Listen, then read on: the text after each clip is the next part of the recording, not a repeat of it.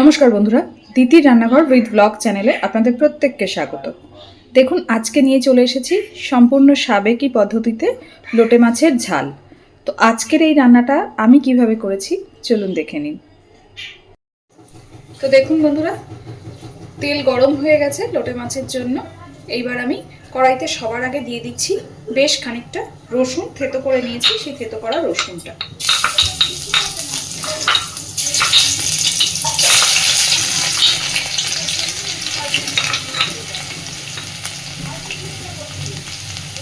একটু নাড়াচাড়া করে দিয়ে দিচ্ছি পেঁয়াজ আর কাঁচা লঙ্কা কুচি।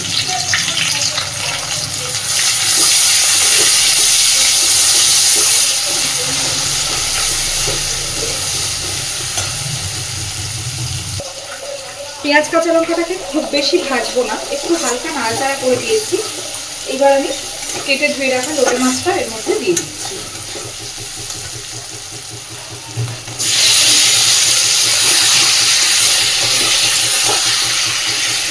একই সাথে আমি দিয়ে দিচ্ছি পরিমাণ মতন লবণ,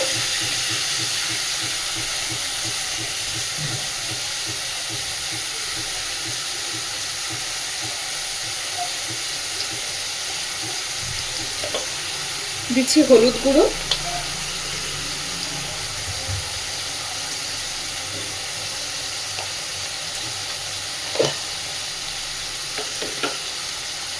আর দিচ্ছি সামান্য পরিমাণে কাশ্মীরি লঙ্কার গুঁড়ো।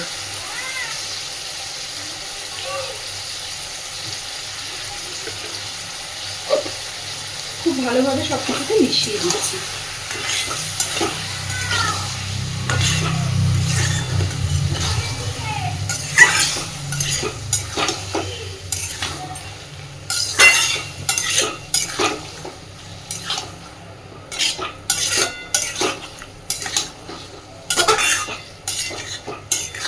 এবার কিন্তু আর একদমই কোনো মশলা কিছু দেওয়ার নেই, আর বেশি নাড়াচাড়াও করব না।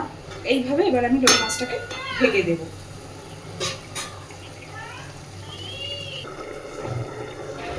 দেখুন, ঢাকনাটা মাঝে একবার তুলে একটু নেড়ে দেব।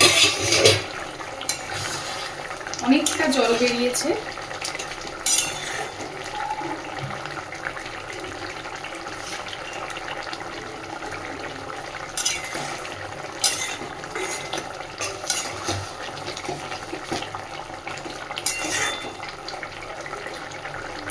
খুব বেশি ঘাটবো না। দেখুন বন্ধুরা, মাছের ঝালটা কিন্তু আমার হয়ে এসেছে একদম। সাইড দিয়ে আস্তে আস্তে নিচের দিকেও আটকে আটকে যাচ্ছে কড়াইতে।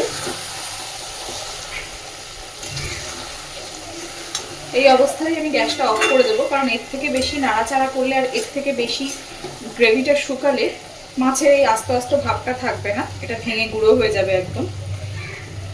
আর আমি যেহেতু আজকে লোটে মাছের ঝাল করছি, তো এইটুকু গ্রেভি আর এইভাবেই মাছগুলোকে এই অবস্থাতেই আমি গ্যাসটা অফ করে দিচ্ছি।